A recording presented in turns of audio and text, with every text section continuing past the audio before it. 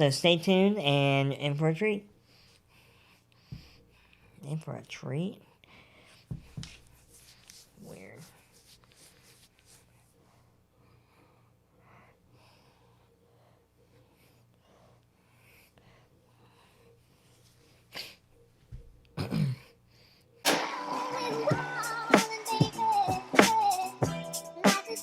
Hey guys, thanks for tuning in today. Welcome back to the channel. My name is Will. Today's topic is going to be dwarfism and surgeries. Two topics that go hand in hand, like love and marriage. Can't have one without the other. So today I'm actually going to talk about many different surgeries that I've had, experiences that I had from those surgeries, during their surgeries, some family members and what they went through. And one thing I wanted to mention up front, I've had a lot of surgeries in my life, so I'm no stranger to them. I will say there is a particular surgery that stands out in my mind, mainly because it took about a half of a year of my life from start to finish to kind of get through it, and I still have things that affect me from it today. That surgery in particular is going to be a different episode. So that is my surgery that I had on my hips and knees. It's actually a fairly common procedure for little people, but the intensity of that surgery and the length of it and all that not only warrants its own video. I'll probably do a couple, if not 3, on that alone. Hopefully bring in some family members to talk about what they went through with me, so look out for that coming soon. I wanted to kind of start at my youth and kind of move on to adulthood. The first one that I had that I know I've talked about, I think it was in my first video, is my cleft palate. So my cleft palate, when I was, I think before I said I was like 2 months old, and then my mom was like, no, you were like 2 years old or something. I was older. I was young though, and I don't remember it. But normally with cleft palates, you typically maybe think of like a lip cleft palate, which this didn't really affect my lip. It was more lining of the top of my mouth. To this day, I have a weird roof of my mouth, but it's not weird to me because I've always had it and I don't know anything different. But it basically, they had to piece together 2 parts of the top of my mouth and stitch them together, like barely pull them together, and then stitch them and hope that they stayed.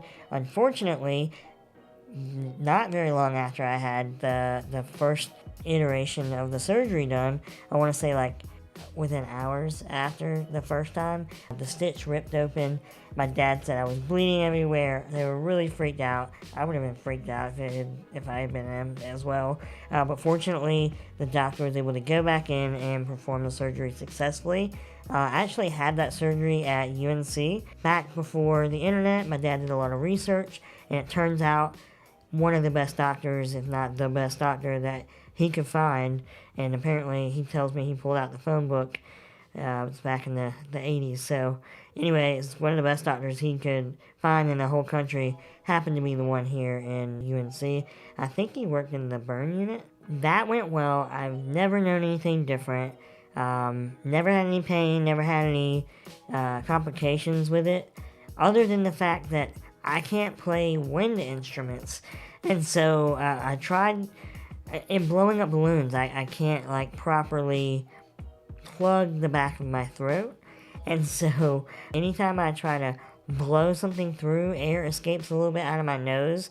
And so, yeah, won't ever be a flute player, unfortunately. I tried playing the piccolo in middle school, and my dreams of being a future concert artist were crushed as I almost passed out from the hyperventilation that it was taking me to perform a simple 5 notes. I don't know.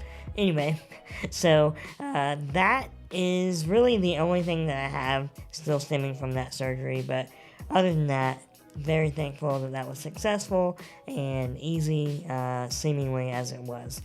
The next round of things that I had done, and this is really, really common for little people, is ear tube surgery. So a lot of people, and I think they even mentioned this season on Seven Little Johnsons.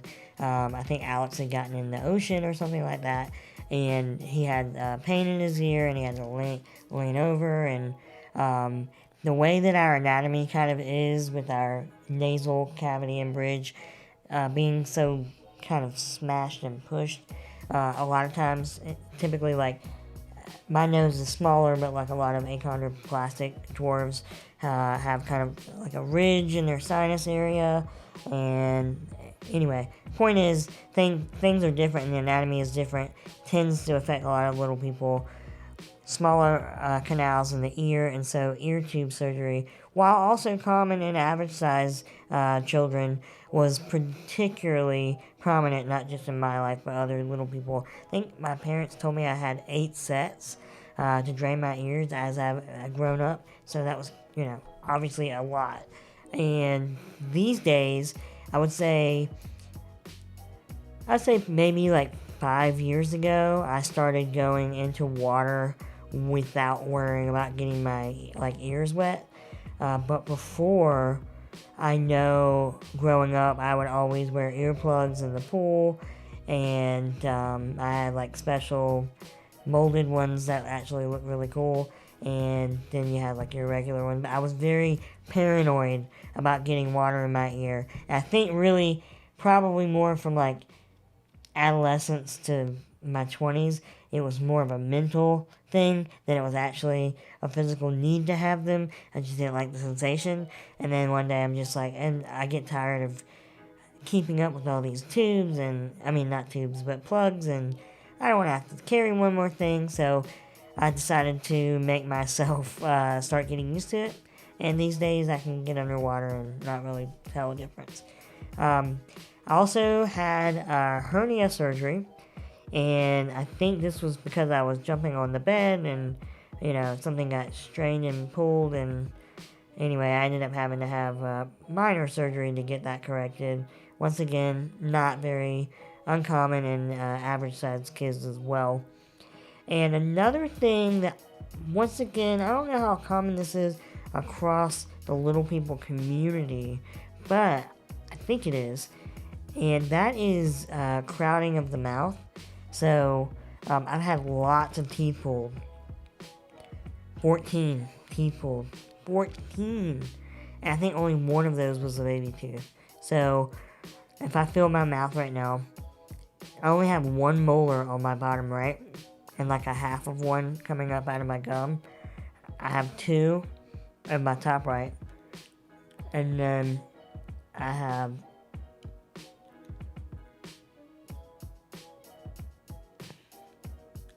3 on both sides. So actually, on my left side, on top and bottom, I actually end up chewing a lot on my left, I think subconsciously because it's easier. Don't think about this though. Normally, I mean, it's not the front of my mouth looks normal. Obviously, I have a great smile, let's be honest. But in all seriousness, I'm a big teeth guy, and I notice teeth almost before anything else on another person. And so, I don't know what it is. So I obviously am, I think about my own teeth fairly frequently. And this is definitely something that I dealt with a lot growing up. There was one time I went under, I think I was out. And I woke up and they had pulled some molars or something. It was not wisdom teeth. I actually, coincidentally, still have my wisdom teeth. It's probably because they made so much daggone room elsewhere that they're not bothering me. But at any rate, I did have to be put under for one when I was older, and I remember waking up and they had put something on my cheek, and it had rubbed a little bit of a hole that turned out to be a gaping ulcer on the right side of my cheek that took forever to heal, and it was so painful eating. That was worse than the actual procedure itself. But these days, teeth are fine. I had braces for 3 years, and I didn't get those until I was 14. Yeah, and I got them off at 17. These days, I think kids get them, younger. And then I didn't wear my retainer like a bad patient. And so I ended up doing Invisalign about a year ago. I finished it. And since then, I do wear my retainer. And teeth have continued to look nice. Once again, I really only care about, the front teeth. And functionally, they're fine. But it is, a big part of the surgery parts of my life.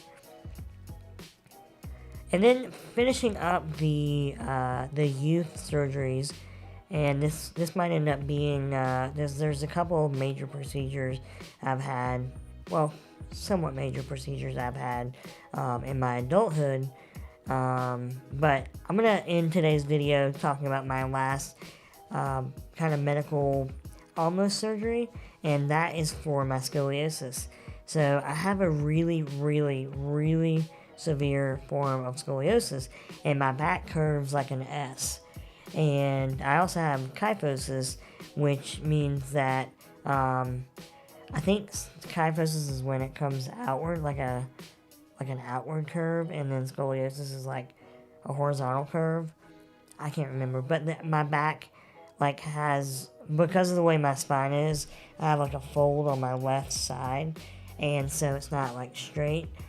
I've had it all my life essentially, and so I kind of taught myself how to walk without falling over like the Leaning Tower of Pisa. And I did wear a brace for my scoliosis. So when I went to go see Dr. Kopitz, who I've mentioned in a couple of other videos, he did suggest that I wear a brace. And that was so bad, so bad. I hated that thing. It was very inconvenient. That was what I hated about it. Extremely inconvenient. It was a whole body brace that came up to my neck and went down to my hips. I remember, so I did not wear it like I was supposed to wear it, but my scoliosis, it kind of got staved off, to the point where by the time it would have kept getting worse, I had kind of gone into adulthood. And when you go into adulthood, after the age of like 18, your bones start to harden. And that's why adults don't really wear braces or anything like that. Similar to like eye patches, everything just kind of settles in. And so the upside to that is it won't get worse. The downside is I can't really make it better. But, I'm not paralyzed or anything. It doesn't really cause me a lot of, like, chronic pain or anything like that. But, it's just something that I've had to deal with. And there was talk of surgery at one point. I had my major operations in 1998. Dr. Kopitz ended up getting his brain tumor and passing away in 2002. I don't know what he would have done had I continued to see him past that point, but unfortunately that happened, and I ended up wearing the brace on and off from like 5th grade to, I remember it being like 5th and 6th grade at least, and I think by the time I went to 7th grade I wasn't really wearing it anymore, or maybe more infrequently, but it was such a bear. I'll try to find a photo of it and post it on here on the screen.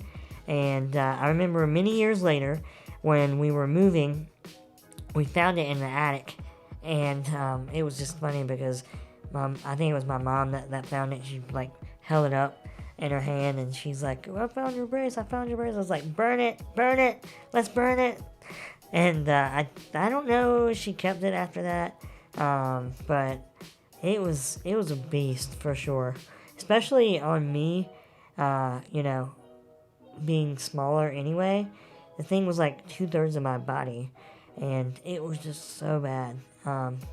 Anyway, that's all to say. That kind of wraps up my surgeries and almost surgeries from my youth, and I'm going to continue this series. So if you like this video, give it a thumbs up, click subscribe.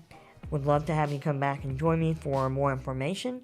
And if you have any questions or comments, please leave a comment below. I'm more than happy to reach out and interact with my audience. So appreciate you guys. Have a great day.